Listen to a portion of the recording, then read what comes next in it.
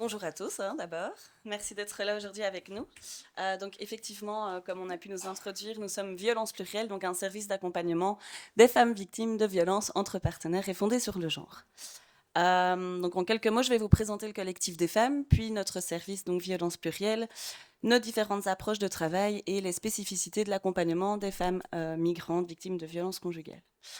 Alors, le collectif des femmes, c'est une grosse association qui est sur Louvain-la-Neuve, qui a été créée en 1979 et qui est reconnue comme un centre d'insertion socio-professionnelle, un centre d'éducation permanente, un centre d'expression et de créativité par la communauté française et comme initiative locale d'intégration dans le cadre de l'action sociale et de l'égalité des chances de la région wallonne. On est ouvert et disponible aux migrants, réfugiés, immigrés et belges. Notre objectif est vraiment d'être un lieu d'accueil, de rencontre, de partage et de réflexion, de manière à favoriser les liens interculturels entre femmes. Donc là, je vous ai mis l'araignée, si on peut dire ça, du collectif des femmes qui présente les 7 pôles d'action du collectif des femmes, dont je viens d'en nommer quelques-uns. Donc il y a le CEC, Nyapinga, violence plurielle, éducation permanente, centre d'insertion socio-professionnelle, initiative locale d'intégration et tremplin pour la vie. Le temps est compté, donc je vous amène et je vous invite en tout cas à venir nous voir. Après, on est plusieurs ici du collectif des femmes dans l'Assemblée. Donc si vous avez des questions sur l'un de ces services, n'hésitez vraiment pas à venir nous voir. Alors, violence plurielle, en fait, il faut savoir que depuis toujours, les travailleurs et travailleuses du collectif des femmes ont été amenés à accompagner ou à soutenir des femmes qui subissaient des violences, soit liées à leur parcours d'exil ou au sein de leur foyer familial. Et donc, c'est pour ça qu'on a voulu devenir officiellement un centre d'accueil, d'accompagnement de cette population. Et donc, on a obtenu en 2020 l'agrément pour devenir un centre d'accompagnement spécialisé. Nous avons 3 axes de travail principalement. C'est l'axe psychologique, que ma collègue Virginie vous expliquera par la suite, l'axe social et l'axe juridique qui est fait en collaboration justement avec Sylvie Sarolea et Christine Flamand qui ont fait leur présentation juste avant. Donc, en ce qui concerne l'accompagnement social, notre objectif, c'est vraiment de pouvoir soutenir les femmes dans toutes leurs démarches administratives et sociales au sens large et très large. C'est vraiment une fierté qu'on a chez nous, c'est qu'on a vraiment à cœur de pouvoir offrir un accompagnement personnalisé, individualisé en fonction des situations, des besoins et des nécessités du public. On a pour objectif de les amener à favoriser leur autonomie financière et administrative, en les aidant dans leur recherche d'emploi, recherche de logement, contraction d'éventuellement mutuelles, voilà, aller au CPS avec elles, enfin, en fonction de ce qui serait nécessaire ou de leurs envies. On a vraiment à cœur de pouvoir avancer au rythme de la personne. Donc, on en parlera et ma collègue ira un peu plus loin, mais il y a vraiment les doubles temporalités, la temporalité de la personne que nous accueillons qui est vraiment hyper importante à prendre en compte, et puis de la soutenir dans la temporalité qui est plus d'ordre institutionnel, les réalités de procédure, etc. Et donc de pouvoir avoir un équilibre là-dedans entre voilà, pouvoir être le moins violent possible et être à l'écoute de madame au plus possible, mais aussi de devoir répondre aux exigences extérieures. Et donc, c'est hyper important de pouvoir soutenir et informer sur les procédures auxquelles elles vont devoir faire face. Et donc, on a vraiment ce travail de vulgarisation qui est hyper important au sein de notre travail. Dans le cadre de l'accompagnement social, il y a aussi tout ce qui est de l'ordre de la mise en place des stratégies de protection en fonction de où madame se trouve en situation. Si elle est encore à domicile avec son mari violent, c'est de voir avec elle comment le quotidien peut être possible en évitant un maximum de risques. Donc pour ça, il y a tout un travail d'évaluation du niveau de dangerosité et un travail de mise en sécurité, en collaboration bien évidemment avec les maisons d'accueil, les maisons d'urgence spécialisées pour les femmes victimes de violences, etc. Donc il y a vraiment dans le travail social un gros travail de réseau. Je vous invite d'ailleurs, si vous travaillez dans ce réseau, n'hésitez pas à venir me voir après qu'on puisse discuter. Donc comme je viens de le dire, c'est hyper important pour nous d'aller au rythme de la personne en tenant compte des besoins, des attentes et des ressources qu'elle a, ressources qui peuvent être primaires ou secondaires. Moi, je suis psychologue et je m'occupe de l'accompagnement psychologique. Et je dois dire que l'accompagnement psychologique auprès des femmes victimes de violences, même sans être migrantes, c'est vraiment un défi. Et donc, concrètement, comment la psychologie se concrétise, comment on offre un accompagnement psychologique aux femmes victimes de violences qui, de plus, sont migrantes. Il faut savoir que leurs situations sociales, économiques sont tellement mouvantes et difficiles à saisir que un accompagnement de type classique n'est vraiment pas, on va dire, le bienvenu. Donc, on va surtout soutenir, c'est un accompagnement émotionnel par rapport aux difficultés qu'elles vivent sur le moment. Donc, par exemple, pour une femme victime de violence qui est encore dans le foyer, on va privilégier la phase de déconstruction par rapport aux peurs, par rapport aux questionnements qu'elle pourrait avoir. Et donc, pour pouvoir comprendre ça, il faut pouvoir s'aligner par rapport à ses besoins. Donc, on parle de besoins fondamentaux. Donc, c'est pas les besoins de base, mais c'est les besoins qu'elle ressent. Est-ce que c'est un besoin de reconnaissance? Est-ce que c'est un besoin de compréhension? Parce que le besoin de reconnaissance va amener un accompagnement où la personne a besoin d'être légitimée, elle a besoin d'être crue dans son discours. Et donc là, ici, il s'agit d'être sensibilisé en tant que professionnel en se disant, que quand une femme vient, qu'elle dit, voilà, je suis en situation je suis victime de violence. C'est pas tout de suite la première chose à faire, c'est pas tout de suite d'aller à la police ou quoi que ce soit, mais c'est vraiment d'essayer de rentrer dans son rythme, dans son questionnement pour pouvoir lui donner un accompagnement adapté et par rapport à son état mental. Pourquoi je dis ça? Pourquoi c'est important? Parce que on a plusieurs femmes qui n'ont pas été entendues dans leur besoin de reconnaissance, d'être comprises, et qui, voilà, pour le professionnel, a jugé que la priorité, c'était qu'elle aille par exemple en maison d'accueil ou alors porter plainte à la police, ce qui fait que ça automatiquement, ça l'a amené à faire un retour dans le foyer. Parce que il faut savoir que être en maison d'accueil, c'est de la sécurité, c'est important le besoin de sécurité, mais ce qui rentre en compte également, ce qu'il faut prendre en compte, c'est la peur de l'inconnu. Et donc la peur de l'inconnu, pour les femmes migrantes, c'est encore plus important dans le sens où il y a une méconnaissance de comment ça se passe au niveau social, quels sont les droits sociaux, quels sont les droits juridiques. Donc il faut prendre le temps et prendre le temps, c'est pas le temps que nous on estime, c'est vraiment le temps que elle vraiment elle estime et voilà, évaluer le niveau de dangerosité avec elle. Est-ce qu'elle se sent en danger aussi? Parce qu'il y a des femmes qui viennent et qui n'ont pas du tout le sentiment d'être en danger, qui viennent juste parce que quelqu'un de la famille leur a dit d'aller ou par exemple par bouche à oreille. Mais avec elle, justement, on va souligner notre inquiétude. Et c'est pour ça que dans le cadre de violences conjugales, on ne va pas être dans la neutralité thérapeutique comme on entend souvent parce qu'on estime qu'on est de l'ordre de la protection et de la sensibilisation et qu'il faut faire quelque chose. Et donc, on va également évaluer le niveau d'emprise. Et donc, le niveau d'emprise, c'est l'emprise psychologique, l'emprise économique, qui vont souvent être utilisées pour pouvoir augmenter justement les peurs. Et donc ce qu'on va travailler avec elle, c'est la déconstruire, qu'elle puisse prendre contrôle par rapport à la situation, développer des ressources internes, développer des ressources externes également. Voilà. Voilà, donc l'accompagnement juridique, voilà, comme ma collègue le disait, on travaille avec le cabinet Sylvie Sarolea, INLO, donc c'est une permanence juridique qui est gratuite et qui permet de répondre déjà aux premières questions. Et c'est important parce que ça permet de, comme je l'ai dit, de réduire les peurs par rapport à l'inconnu, par rapport à comment ça se passe au niveau juridique.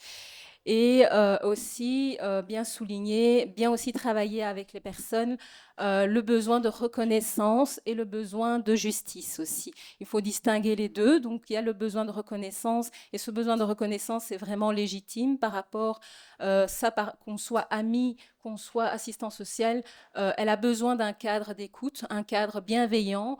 Elle peut exprimer ce dont elle a besoin, et en même temps, il y a le besoin de justice. À partir du moment où il y a une faute, où il y a quelque chose, il faut que la justice puisse être activée. Et voilà, donc on va essayer de jongler entre les deux, espace bienveillant, reconnaissance et système juridique.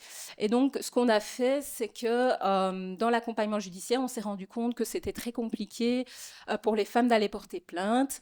Et pourtant, la plainte, c'est important parce que sinon, elles ne sont pas, voilà, elles ne sont pas reconnues comme victimes en tant que telles au niveau judiciaire. Et ce qu'on a établi comme collaboration avec le service d'aide aux victimes, c'est un récit de plainte. Donc, ce qu'on fait, c'est préparer dans nos bureaux le récit avec la femme de ce qu'elles ont vécu. Et après, on contacte le service d'aide aux victimes, qui est une psychologue ou une assistante sociale, qui va, elle, contacter un policier. Et là, on va prendre rendez-vous et pouvoir donner le récit qu'on a construit dans le bureau. Et pourquoi ce récit est important? Parce que la plupart des femmes ont vécu des traumatismes, et donc c'est très difficile de pouvoir répondre à des questions quand on a subi des traumatismes. Parfois, il y a la perte de mémoire, il y a les difficultés, la peur de ne pas être cru, il y a des questions qui sont aussi perçues comme jugeantes et qui sont jugeantes. Et voilà. Et donc, on s'est rendu compte que grâce à ce récit de plainte, ça permettait de diminuer, la victimisation secondaire, et de diminuer également les violences institutionnelles. Voilà, alors concrètement maintenant, on va essayer de vous présenter comment nous accompagnons et nos différentes approches de travail. Donc en premier lieu, nous avons l'approche intersectionnelle. Alors l'intersectionnalité, en fait, c'est un cadre d'analyse qui prend en compte la manière dont les différentes formes d'oppression et de discrimination interagissent, ce qui crée des expériences uniques et complexes pour les individus. Et donc, pour nous, c'est extrêmement important de prendre ça en compte parce que sans cette approche, le risque, c'est de donner une réponse trop généraliste qui ne correspondra pas donc aux besoins réels de la personne. Et donc, concrètement, dans la pratique, cela signifie que nous, ce qu'on met en place, c'est qu'on évalue les obstacles institutionnels qui peuvent freiner son autonomie.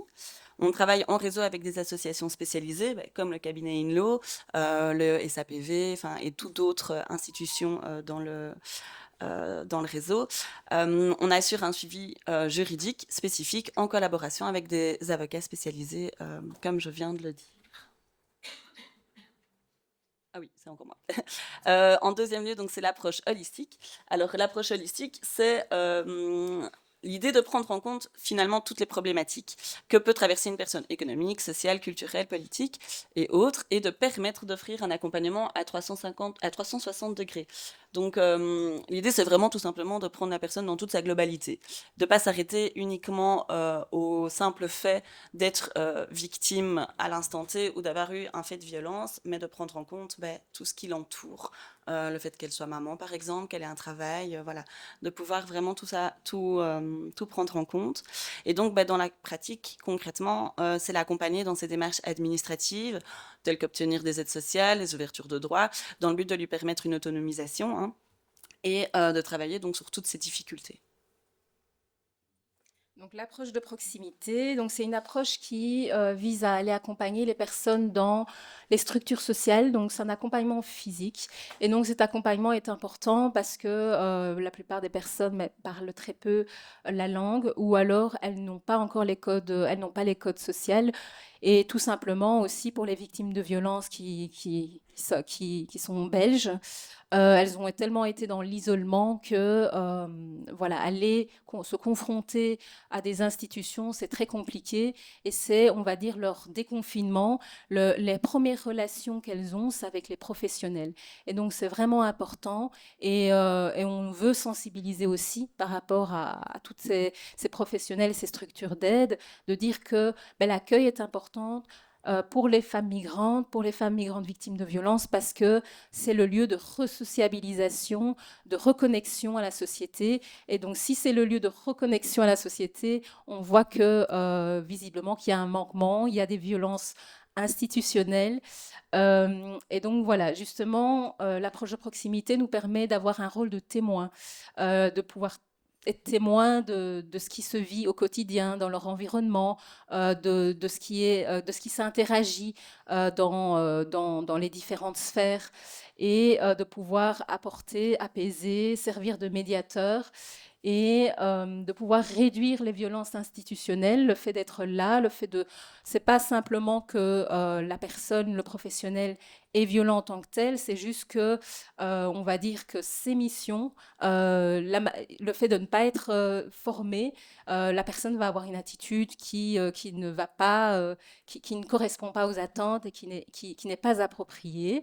Et donc le fait de servir de médiateur un peu, voilà, pour les codes culturels, ça va vraiment diminuer ça et permettre la connexion. Et donc, on va créer des liens de confiance avec les femmes, oui, mais pas que, mais aussi avec les professionnels. Et donc, ça, c'est très important. C'est vrai qu'il y a encore pas mal de violences institutionnelles, mais on voit aussi qu'il y a les réalités institutionnelles, il y a le fonctionnement institutionnel au niveau juridique, mais comment est-ce qu'on fait pour pouvoir quand même accompagner, pour qu'elles puissent trouver une sécurité, trouver un certain bien-être. Et donc, le fait d'établir un réseau est très important, établir une confiance, de pouvoir repérer des gens dans les institutions qui sont des personnes dites de confiance, dans lesquelles on communique assez régulièrement.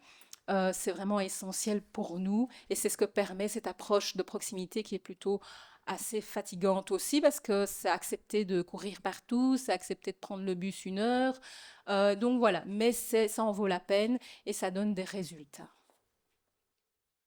Donc, il y a l'approche d'empowerment qui a pour but de valoriser le potentiel des femmes. Donc, cette approche, elle vient des mouvements sociaux qui avaient pour but de donner accès aux droits civiques. Et donc, ça a été repris par les féministes et des mouvements aussi de groupes discriminés dans le but de valoriser leurs connaissances, de valoriser leur potentiel pour pouvoir augmenter leur capacité d'action, d'agir. Et donc concrètement, comment ça se passe chez nous? Cela permet de vraiment de s'affranchir du statut de victime. Donc de passer de statut de victime à un statut de femme vivante ou survivante. Donc j'ai bien, voilà, mis entre parenthèses. Pourquoi? Parce que il faut savoir que l'accompagnement peut durer 12 ans, 13 ans, 14 ans. Ça dépend de si la femme a des enfants. Ça dépend aussi du statut, aussi de ses papiers, du statut social, de tout ça. Et donc, comme l'accompagnement dure très longtemps, c'est un accompagnement euh, de survivante, de survie. Donc, tu peux passer, Guy. Voilà. Et donc, c'est un parcours de combattant. Et donc, les femmes, c'est important de pouvoir aussi trouver de temps où elles apprennent à se regarder autrement que des femmes qui courent partout, de ne pas trop les institutionnaliser, mais de pouvoir créer des espaces où elles peuvent développer leur potentiel, elles peuvent mobiliser leurs ressources.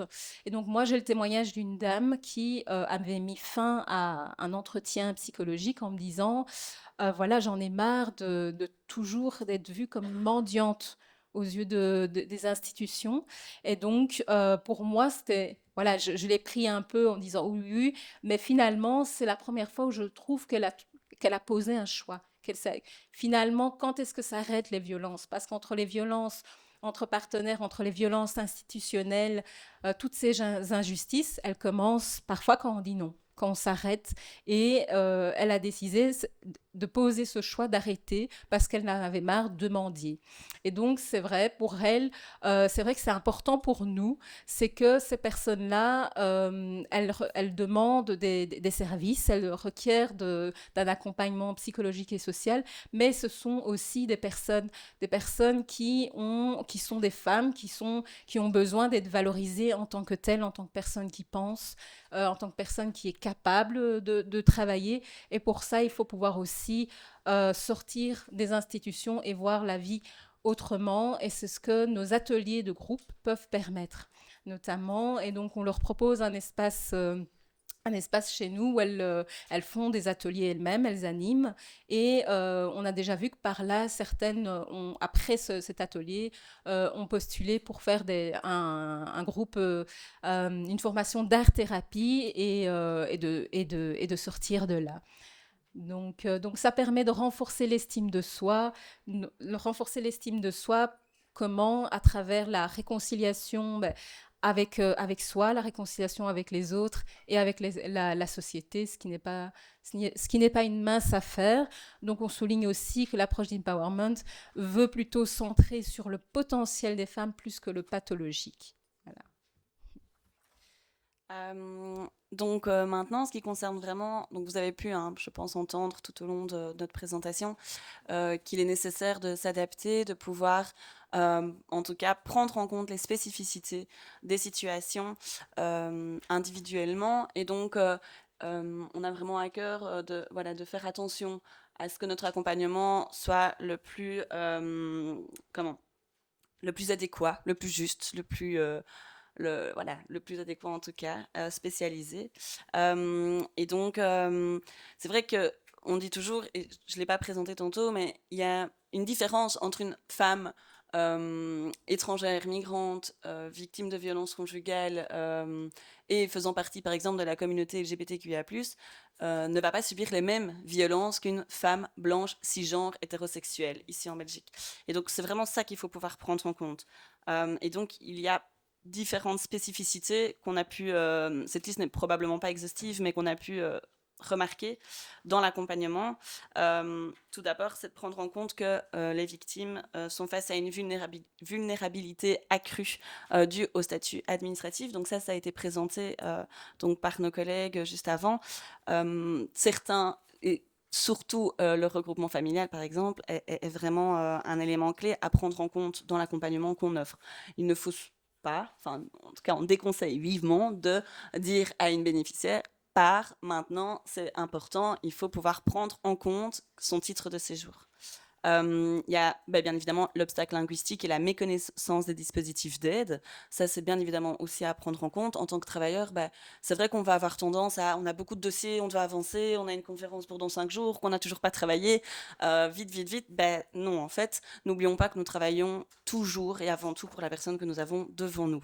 Ce qui est parfois difficile, hein, mais il faut vraiment pouvoir prendre ça en compte et pouvoir expliquer ce qui se passe pour elle dans l'avenir, devant quoi elle va devoir être confrontée. Et ça, pour nous, c'est vraiment extrêmement important de prendre en compte.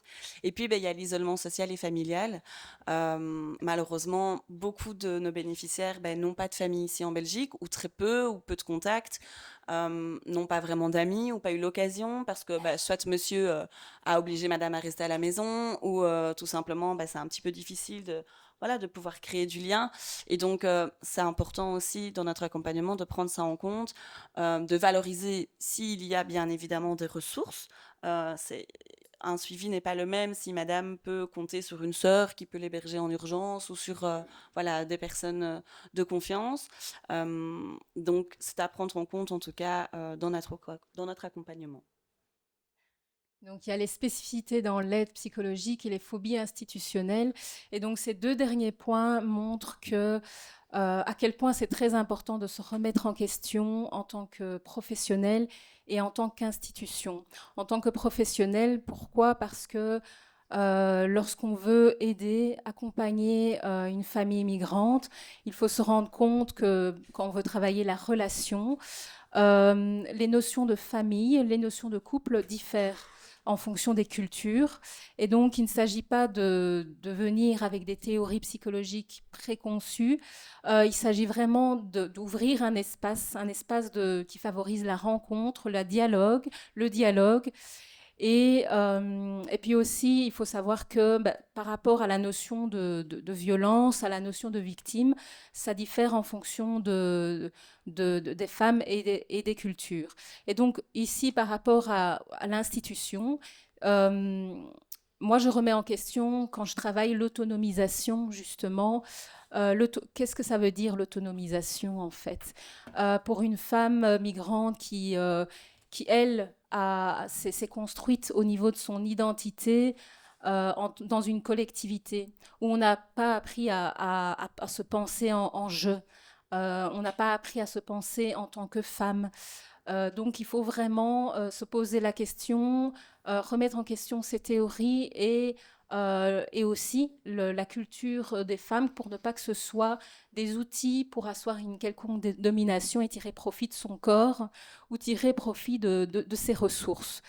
Oui, et donc je dis ça pourquoi? Parce qu'on travaille aussi en collaboration avec des médecins et on a déjà constaté que dans certaines cultures, certaines éducations, on prône l'idée qu'il faut pouvoir supporter les relations. Les relations de domination sont assez normales, ça fait partie de l'éducation.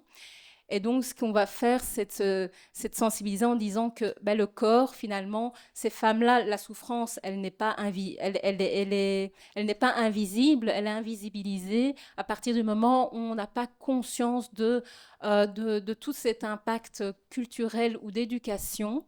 Et donc, par rapport à un médecin, le corps va vraiment être une première porte d'entrée pour pouvoir se libérer, pour pouvoir parler de ce qui se passe dans le foyer, de ce qui se passe dans la famille et de pouvoir obtenir une aide qui soit adaptée.